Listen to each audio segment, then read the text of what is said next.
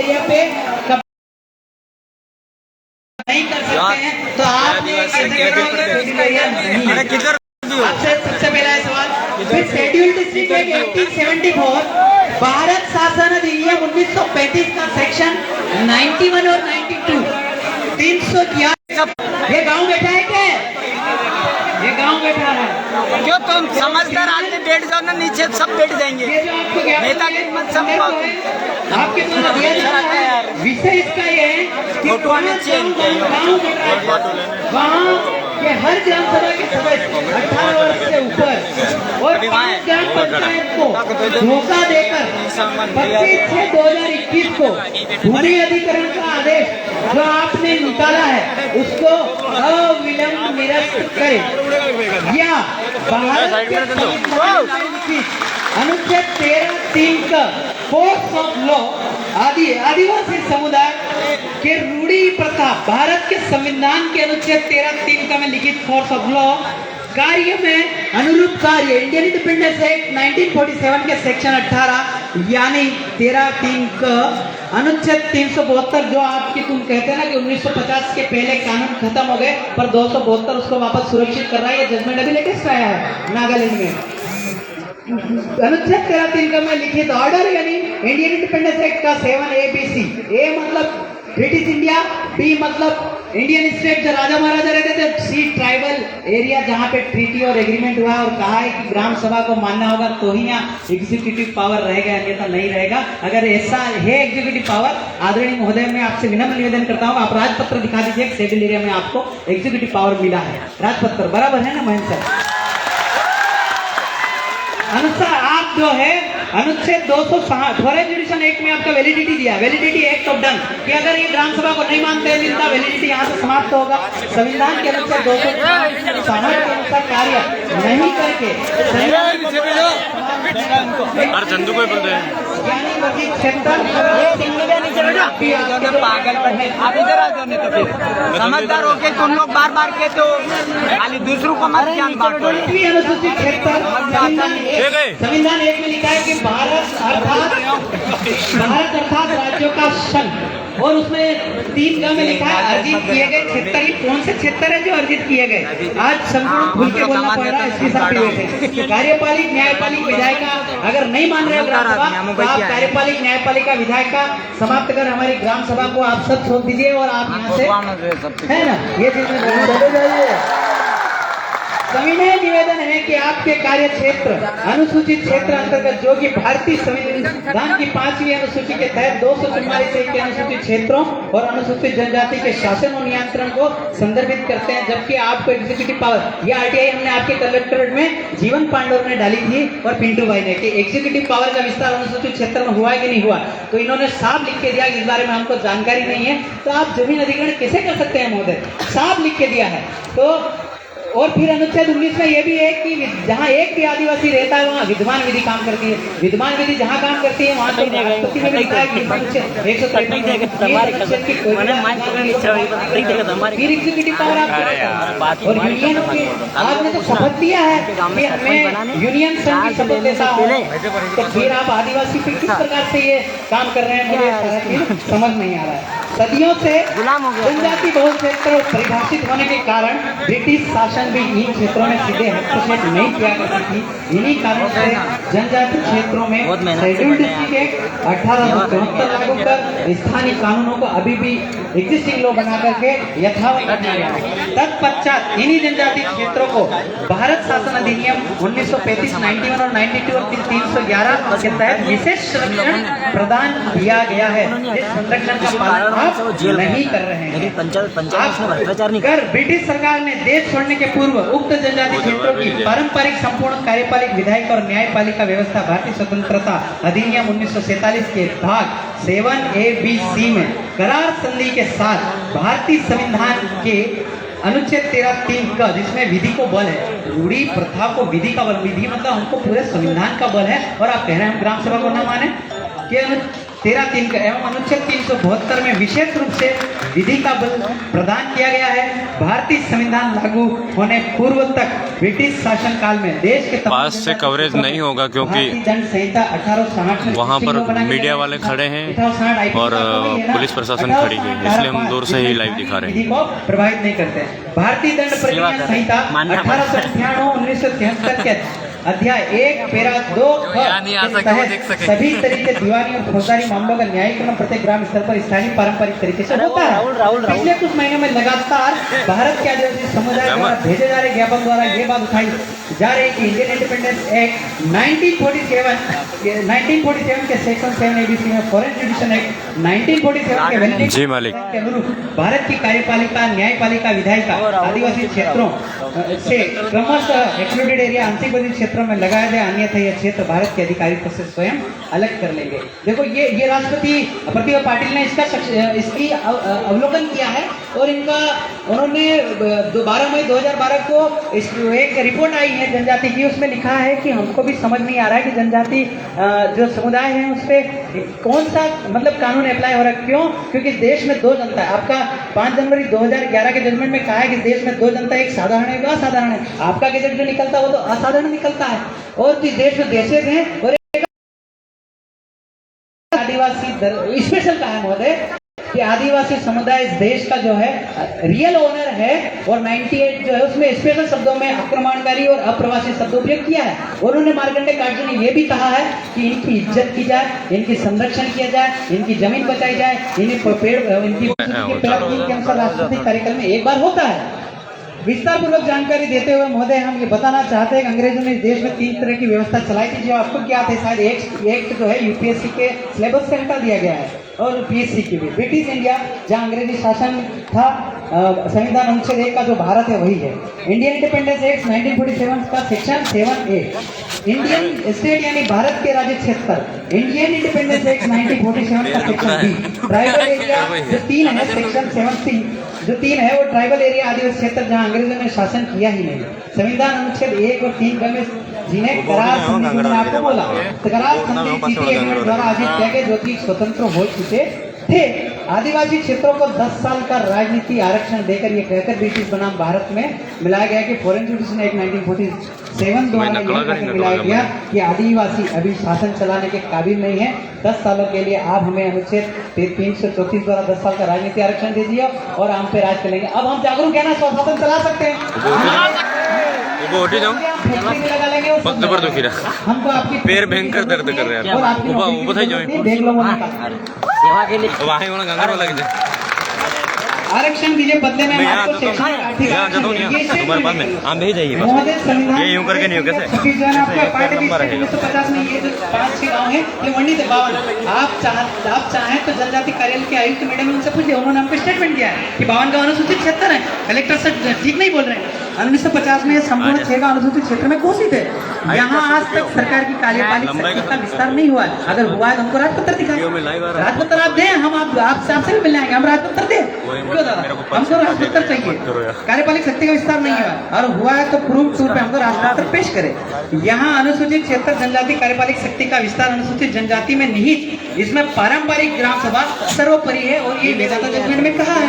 इसके बाद भी ग्राम सभा का उल्लंघन पारंपरिक और हर 18 साल का एक लड़का ग्राम सभा का सदस्य है। और जहाँ जो आप बात कर रहे हैं कि ले लिया गया वो लिया, आपके सामने गाँव ने कहा कि कोई साइन किया है नहीं तो वो फर्जी है। आप बोलिए फर्जी क्या हम आदेश निरस्त करो। महोदय ये जो करार अनुसूचित क्षेत्र वर्सेस भारत शासन अधिकारिता में हुआ है जिसमें आपकी सरकार की संपूर्ण अधिकारिता वैलिडिटी के साथ हमारे अनुसूचित क्षेत्र में सारी कार्यपालिक शक्ति विधायिका, न्यायपालिका, कार्यपालिका माध्यम से चल रही इस व्यवस्था में हमें काफ़ी समस्याओं का सामना करना पड़ रहा है। एटलीस्ट इवन एसपी साहब, मैंने आपके कार्यालय में ये RTA डलवाई थी पिंटू मुनिया के नाम से। उसमें कहा है कि शेड्यूल एरिया में एक CRPC का एक्सटेंशन हुआ है नहीं हुआ, तो इसमें भी ये लिखित में है जनजाति कार्यालय को दी और वहाँ से आया कि इस बारे में हमको जानकारी नहीं है। तो IPC लगा लोगे तो CRPC में दंड देगो कैसे, समझ में नहीं आ रहा हमको। आप इसका हमको सारा राजपत्र के माध्यम से दिखाएं। समस्या निम्नलिखित है। रतलाम ग्रामीण के 6 गांव में औद्योगिक निवेश इंटरनेशनल कॉरिडोर आ रहा है। सबसे बड़ी गलती हमसे ये होगी कि हमने कॉरिडोर को हमारे लोगों ने एक्सेप्ट किया, पर हम इस बार भी इस कॉरिडोर को चैलेंज करेंगे क्योंकि एक भी ग्राम सभा से इन्होंने अनुमोदन नहीं लिया है। इसीलिए हमारे साथियों को इन्होंने सेडिशन क्या बोला, देशद्रोह बोल के अरेस्ट करवाया था, क्योंकि हमारे पास सबूत है और कोर्ट ने बोल दिया कि संविधान की बात करना देशद्रोह नहीं है। फिर आप कैसे देशद्रोह ठोक रहे हैं? तो रतलाम ग्रामीण के जो कॉरिडोर में आ रहा है जिसमें सबसे ज्यादा आदिवासी एब्रोजिनल भूरा जो संहिता की धारा 165(6) में स्पेशल मेंशन किया है एब्रोजिनल शब्द, मतलब मूल निवासी, मूलवासी। मतलब वो कहना क्या चाहते हैं कि इस देश में एक मालिक परिवार है, तो आपको मानना चाहिए, हम तो प्रथम नागरिक है ना इस देश के।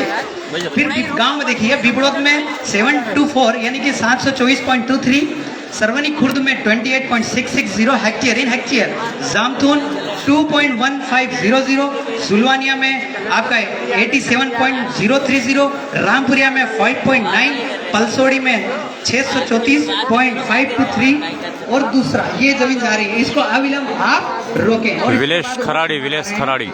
अब दूसरा सर, 5000 की जनसंख्या में लड़कों ने और वहाँ के गांव वासियों ने पूरे कपड़े निकाल के आंदोलन किया, पुनिया खेड़ी डैम प्रस्तावित, जिसमें 14 गांव अनुसूचित क्षेत्र, ये तो है ही, ये है। और आपने ज्ञापन दिया, उसको भी फिर से उछाल रहे हैं कि हम पुनिया खेड़ी डैम बनाएंगे, वो लोग कहाँ जाएंगे भैया?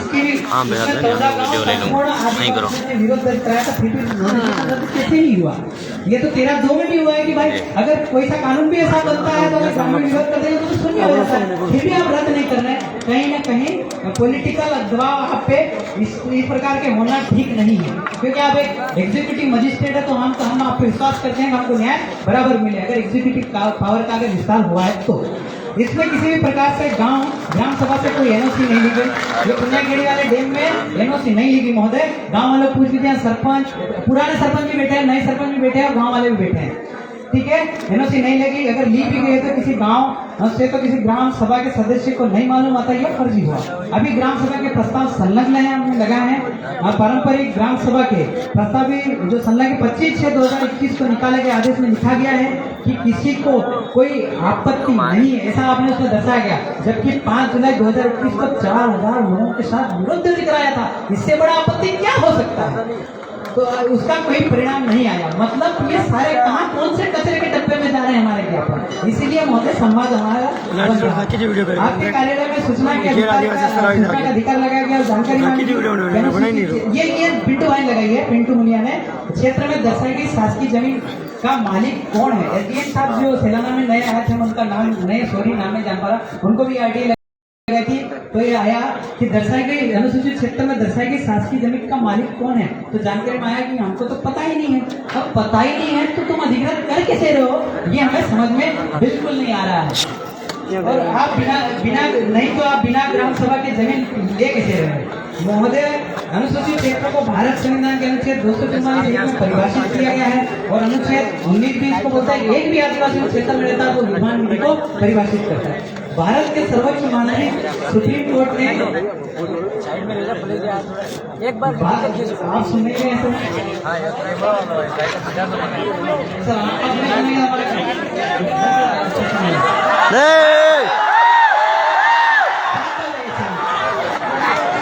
रुको तो सही। अरे भैया इनको तो दूर करो यार, साइड वाले थोड़ा दूर हो जा, सब पास में ऐसे घुस रहे। तो निवेश क्षेत्र भैया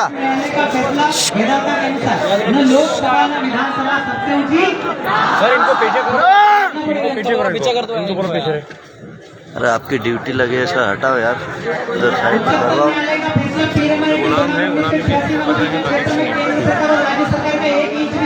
सर इनको थोड़ा नीचे करो यार, ड्यूटी लगी है आपको, इनको साइड में करो, थोड़ा पीछे वाला भी देखे क्या?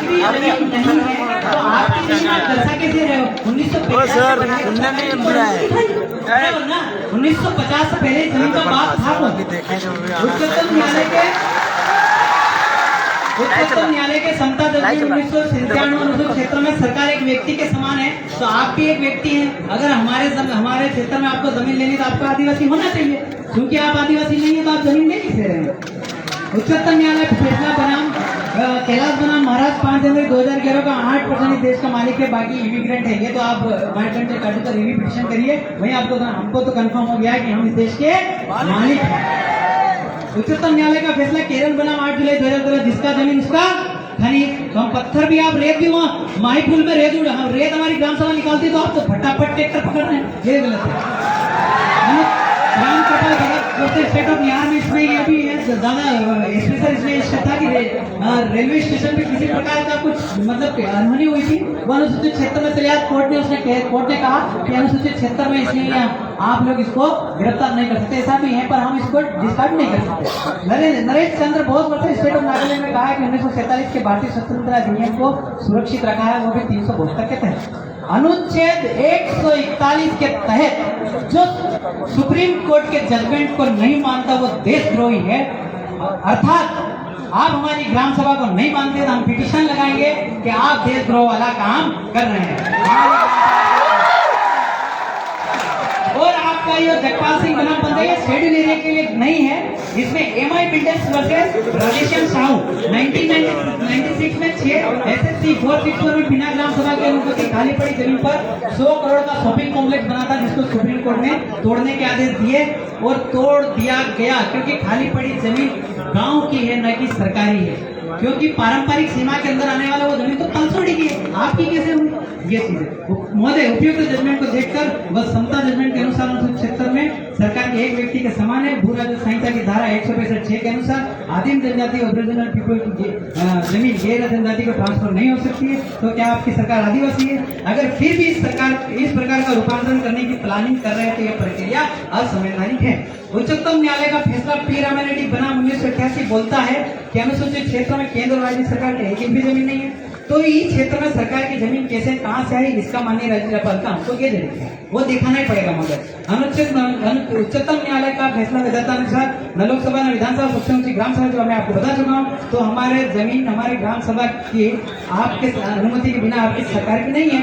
अतः हमारी ग्राम सभा रूढ़ी प्रथा का अनुच्छेद 13(3) के तहत विधि का बल प्राप्त है। अतः हमारी ग्राम सभा को विधि यानी न्यायपालिका कार्यपालिक व्यवस्था का बल हमारे पास है।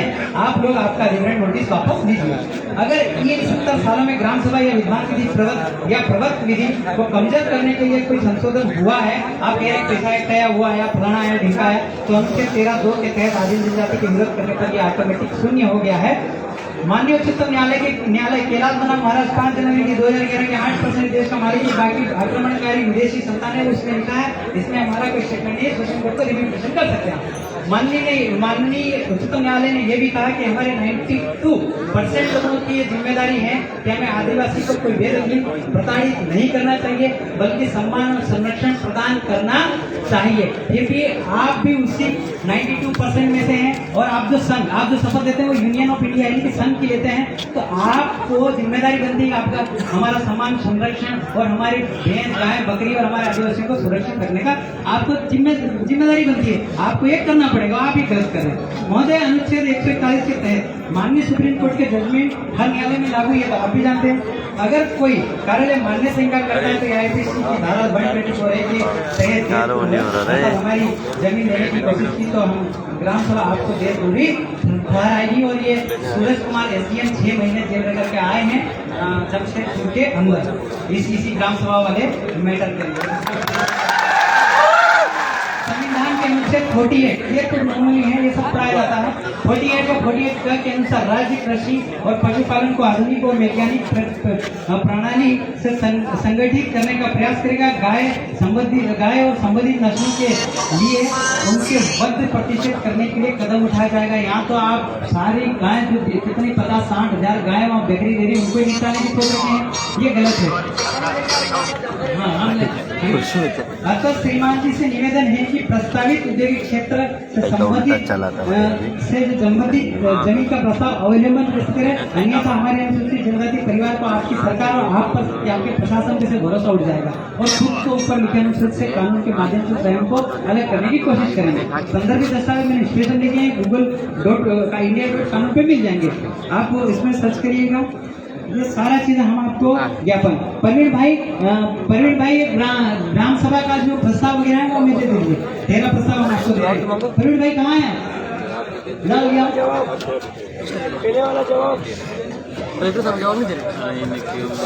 कलेक्टर साहब को जवाब दो। क्यों कलेक्टर साहब 2 सेकंड बोले? नहीं जाइए। अब ग्राम सभा को आप कुछ कहना चाहेंगे? नहीं, बोलना पड़ेगा।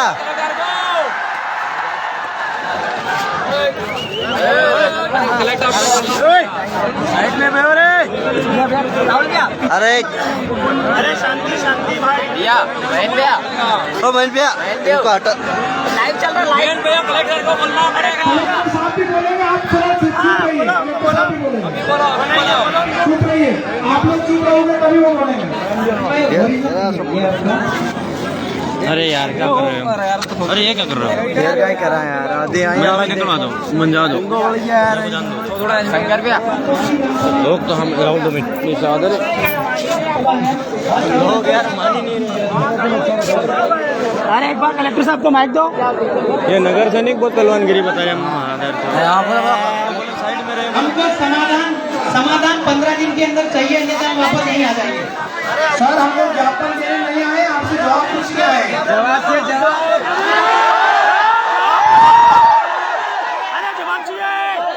जवाब चाहिए, जवाब अभी चाहिए जवाब यार।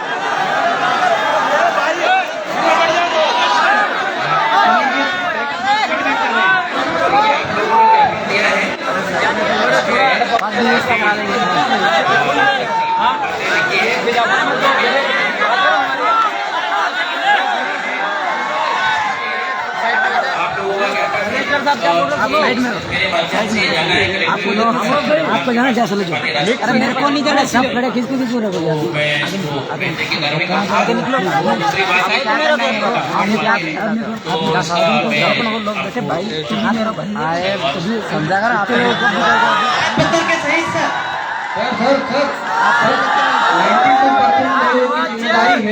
कि वो आदिवासियों की जो बात है उनकी बात का जवाब देंगे। सर आपको जवाब देना पड़ेगा सर।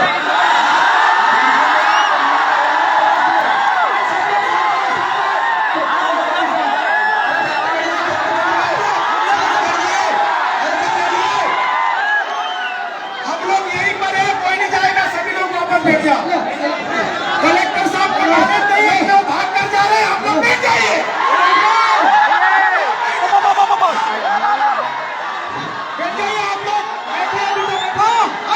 सभी लोग बैठो।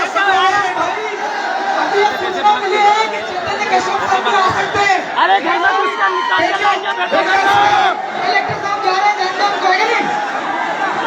कलेक्टर साहब को जवाब देने नहीं आए तो जाएंगे। कलेक्टर मुर्दाबाद। चिंता मत करो, बैठ जाइए आप लोग। रतन कलेक्टर मुर्दाबाद।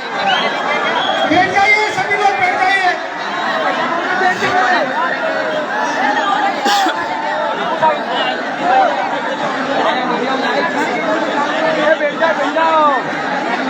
अभी उठ कर लंच चले जाए। सभी लोग बैठ जाए, आपका घंटा भीड़ की कसम है। बैठ जाओ भाई, बैठ जाओ। अनुशासन के साथ घंटे बिल की कसम है। आंदोलन की लड़ाई घंटे बिल की कसम तक ले जाना है। देखिए इस प्रदेश सरकार को कि कैसे लोगों को जिले की कमान सौंप रखी है, जिनको बोलते भी नहीं आता। इनको क्या लगा था कि आदिवासी गोष्ठी में आएगा, आदिवासी फटे कपड़े में आएगा, लेकिन वही फटे कपड़े वालों ने मेहनत की और ऐसे लड़के पैदा कर दी, इसलिए इनको जवाब देने नहीं लगा। सब लोग संविधान जानने लगे हैं, नियम कानून जानने लगे हैं, लेकिन इनके पास कोई जवाब नहीं है। लेकिन हम सबको मिलकर शांतिपूर्ण तरीके, संवैधानिक तरीके से अपनी लड़ाई लड़ो। हल्ला करने से कुछ नहीं होगा साथियों।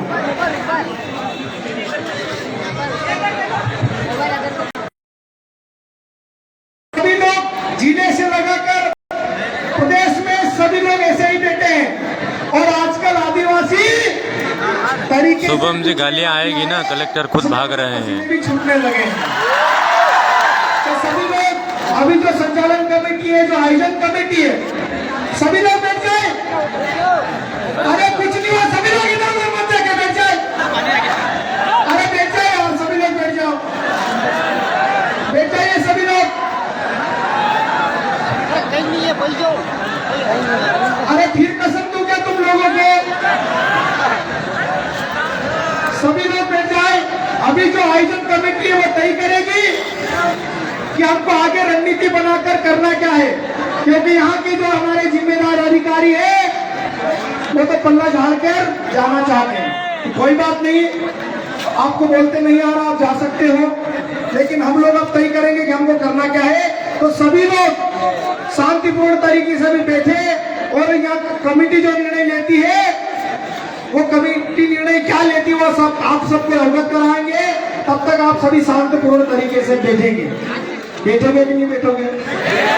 कलेक्टर चड्डाधारी है। बहुत बहुत धन्यवाद। मैं भी आप लोगों के साथ, हम लोग भी आपके साथ बैठेंगे और हम लोग तय करेंगे कि हमको आगे करना क्या है।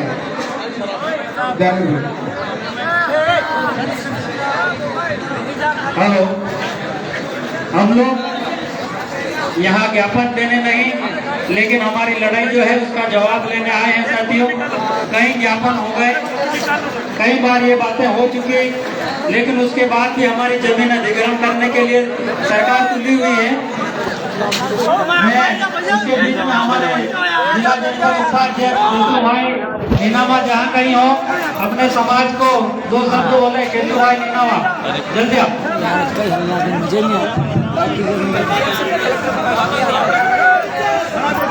सबसे पहले सभी को जोहार।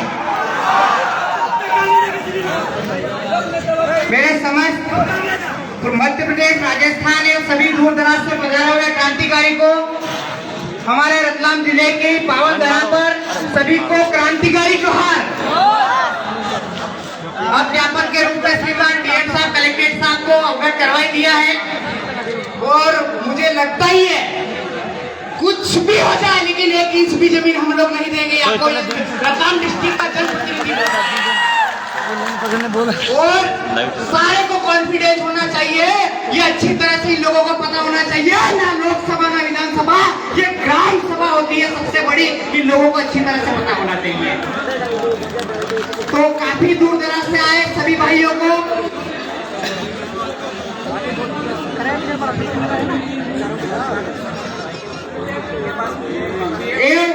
मेरे समस्त सभी दूर दराज से पधारे हमारे एवं पुलिस प्रशासन एवं सभी सम्मानीय, काफी अच्छा आप लोगों ने इस चीज को योगदान, यानी कि काफी अच्छी तरीके से यहाँ पर मूवमेंट को लाकर खड़ा किया, इसलिए सभी शासन प्रशासन को मेरी ओर से तहे दिल से धन्यवाद। जय जोहार। भाई इतने दिन से चुप था, विरोध तक नहीं कर पाया और आज इतनी बात कर रहे इसलिए।